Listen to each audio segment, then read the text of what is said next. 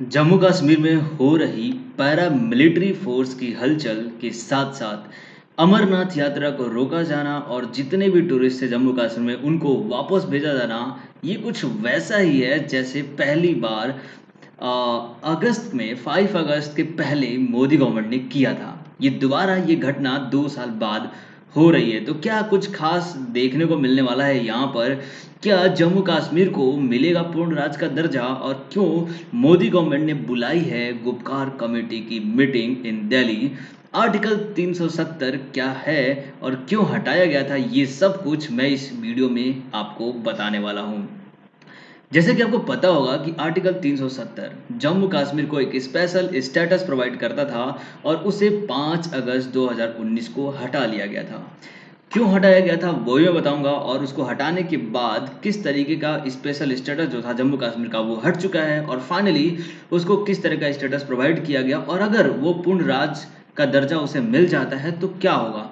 क्या चाहती है गुपकार कमेटी मोदी से मिलने के बाद, और क्यों मोदी ने बुलाया है गुपकार कमेटी को दिल्ली में मिलने, ये सब और कंक्लूजन क्या हो सकता है। एक्चुअली जब से यहाँ घाटी में पैरामिलिट्री फोर्सेस की संख्या को बढ़ाई गई है, उनकी टीमों को बुलाया गया है, जो भी टूरिस्ट थे उनको वहाँ से अब हटने के लिए बोला गया है, तब से मीडिया में काफ़ी ज़्यादा चर्चा हो रही है इस बात की कि आखिर इस बार मोदी गवर्नमेंट क्या कुछ नया करने वाली है।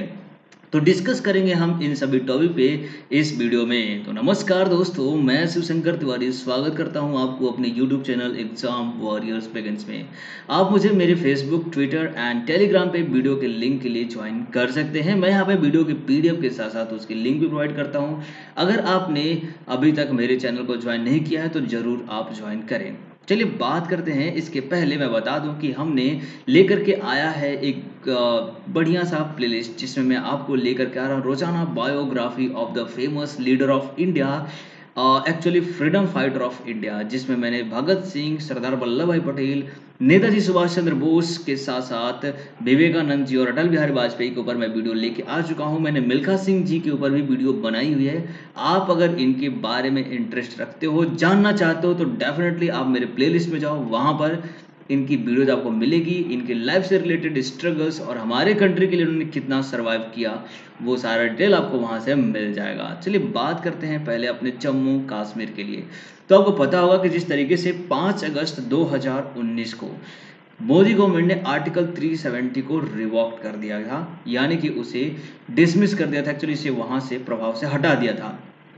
क्या था आर्टिकल 370? एक्चुअली 370 जम्मू कश्मीर को एक स्पेशल स्टेटस प्रोवाइड करता था, जिसकी वजह से यहाँ का अपना एक संविधान था और उस संविधान के अकॉर्डिंग यहाँ का अपना एक फ्लैग था, यहाँ की अपना एक नेशनल एंथम था, सब कुछ इंडिया से अलग था। इंडिया का कोई भी रूल यहाँ पर फॉलो करना कंपल्सरी नहीं था। वहाँ पर अगर कोई नया रूल बनाना होता था तो उसके लिए वहाँ की पार्लियामेंट में पेश और उसे पास किया जाना होता था, और वहाँ से अगर पास होता था तभी उसे लागू किया जाता था, जिसका फ़ायदा हमारा पड़ोसी पाकिस्तान खूब उठाता था। इस चीज़ से परेशान इंडियंस चाहते थे कि इस आर्टिकल 370 को हटाया जाए और कश्मीर को एक अपना अभिन्न अंग बनाया जाए, जिसकी वजह से 5 अगस्त 2019 को इसे हटाया गया और जम्मू कश्मीर और लद्दाख को 2 टेरिटरी बनाई गई, यूनियन टेरिटरी बना दिया गया। 5 अगस्त 2019 को इसे यूनियन टेरिटरी तो बना दिया गया, जिसमें लद्दाख अलग और जम्मू कश्मीर को एक यूनियन टेरिटरी बनाया गया। तब से लेकर के जितने भी गुपकार कमेटी के जो भी लीडर्स थे, चाहे वो फारूक अब्दुल्ला हो, महमूदा मुफ्ती हो या फिर उमर अब्दुल्ला हो, इसके अलावा जितने भी लीडर्स थे वो सभी को यहाँ पर नज़रबंद भी किया गया था, उन्हें जेल में डाला गया था, ताकि वहाँ पर जितने भी अलगाववादी नेता हैं वो किसी भी तरह का ऐसा हलचल ना कर सकें। दोबारा से कुछ ऐसी सुबुगाहट हो रही है, लेकिन इस बार किसी भी लीडर को नज़रबंद या जेल में डालने की बात नहीं हुई है। इस बार मीटिंग हो रही है, बट पैरामिलिट्री फोर्सेस की संख्या यहाँ पे बढ़ा दी गई है और फाइनली कुछ नया होने ही वाला है। क्या कुछ हो सकता है नया, वो मैं आपको एंड ऑफ द वीडियो जरूर बताऊंगा, इसलिए आप एंड तक जरूर देखिएगा। एक्चुअली जम्मू कश्मीर से आर्टिकल 370 हटाने से हुआ क्या था, तो सबसे पहली चीज़ की नो डुअल सिटीजनशिप, यानी कि दोहरी नागरिकता यहाँ पे नहीं होती थी। पहले क्या था कि जम्मू कश्मीर का व्यक्ति अपने आप को भारत से अलग समझता था, वो अपने आप को कश्मीरी समझता था, भारत का अंग नहीं मानता था। इसकी वजह से यहाँ से ड्यूअल सिटीजनशिप खत्म हो गई। पहले आपने देखा होगा कि यहाँ पर अगर आप जाते थे, चाहे वो वैष्णो माता धाम जा रहे हो या डल लेक जा रहे हो घूमने के लिए, तो आपका मोबाइल फ़ोन नेटवर्क काम नहीं करता था। बट जब से ये आर्टिकल 370 हटा है, तब से ये सारी चीज़ें हट गई हैं और आपका नेटवर्क यहाँ पे काम कर सकता है। इसके अलावा central law can directly apply. बिल्कुल, पहले था कि यहाँ की पार्लियामेंट उसे पास करती थी, तब जाकर के वहाँ पे अप्लाई होता था, लेकिन अब सेंटर के जो लॉ हैं वो डायरेक्टली यहाँ पर अप्लाई हो जाते हैं। No separate law for JNK, कोई भी अलग लॉ यहाँ पे होगा नहीं। इंडियन सिटीजन्स यहाँ पे जा सकते हैं, अपनी प्रॉपर्टी बाई कर सकते हैं, लैंड बाई कर सकते हैं, नौकरी कर सकते हैं, सब कुछ यहाँ पे अब उन्हें लीगल हो जाएगा, हो गया actually. No two flag, flag दो नहीं होंगे, भारत का ही झंडा यहाँ पर भी तिरंगा झंडा लगाया जाएगा, वही इसका एकमात्र फ्लैग होगा। इलेक्शन जो होंगे वो हर 5 साल पे होंगे। Centre can declare financial emergency under article 360। आपको पता होगा कि भारतीय संविधान में आर्टिकल 360 के तहत यहाँ पर फाइनेंशियल इमरजेंसी अप्लाई की जाती है पूरे देश में। तो अब पहले था कि यहाँ पर अप्लाई नहीं किया जा सकता था, लेकिन बट जब से आर्टिकल 370 हटा है, तब से यहाँ पर आर्टिकल 360 के अकॉर्डिंग यहाँ पे फाइनेंशियल इमरजेंसी लगाया जा सकता है। Police will be manage by the centre, और जो भी पुलिस होगी वो सेंटर के द्वारा मैनेज होगी, क्योंकि आपको पता होगा कि यूनियन टेरिटरी की जो भी वर्किंग प्रोफाइल होता है वो सेंटर के द्वारा ही मैनेज किया जाता है। तो फाइनली अभी के टाइम पे क्या है कि सेंटर इसको टोटली कंट्रोल कर रही है। लेकिन कुछ बातें जो अभी के रिसेंट में हुई है उससे ये पता चल रहा है कि कहीं ना कहीं यहाँ पर कुछ चेंजेस होने वाले हैं।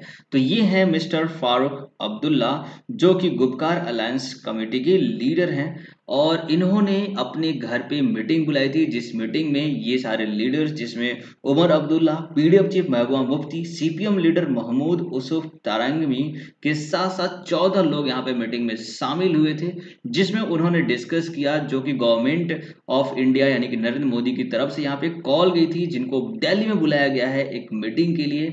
मीटिंग का टॉपिक क्या होगा ये किसी को नहीं पता है, लेकिन ऐसी बातें की जा रही है कि कहीं ना कहीं यूनियन टेरिटरी को लेकर के बात होने वाली है, और यहाँ पे मे भी डिस्कस किया जाएगा कि किस तरीके से आगे की जो इलेक्शंस होंगे उसे कंडक्ट करवाया जाए।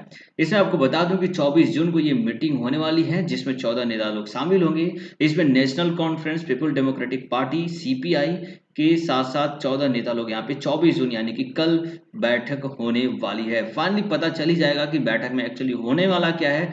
लेकिन मैं बता दूं कि इस रेजोल्यूशन का जो मेन फंडा हो सकता है वो मोस्ट प्रोबेबली ये हो सकता है कि कंप्लीट स्टेटहुड, पहली चीज तो ये हो सकती है। लेकिन आपको ये भी पता होना चाहिए कि जो गुपकार कमेटी है उसकी डिमांड क्या है। एक्चुअली गुपकार कमेटी अभी भी ये मांग कर रही है कि जो धारा 370 के तहत जम्मू कश्मीर को जो स्पेशल स्टेटस प्रोवाइड कराया गया था वो दोबारा से बहाल किया जाए। कांग्रेस की भी यही डिमांड है, बट आई थिंक ऐसा कुछ दोबारा से होने वाला नहीं है। मे भी ऐसा हो सकता है कि कंप्लीट स्टेटहुड प्रोवाइड कर दिया जाए, जम्मू कश्मीर को एक पूर्ण राज्य का दर्जा दे दिया जाए, या फिर इसके अलावा ये भी हो सकता है कि जम्मू को पूर्ण राज्य का दर्जा दिया जाए और कश्मीर को यूनियन टेरिटरी बना दिया जाए एक अलग से, या फिर डीलिमिटेशन यानी कि परिसीमन, जो कि चुनाव आयोग द्वारा जनरली कराया जाता है इलेक्शंस कराने के लिए, कि यानी कि अगर कोई एक इलेक्शन जो एरिया है वो बहुत ही बड़ा है तो उसको 2 पार्ट में डिवाइड कर दिया जाए, जो भी कॉन्स्टिट्यूएंसीज होती हैं उसको 2 अलग अलग पार्टों में डिवाइड करा दिया जाए।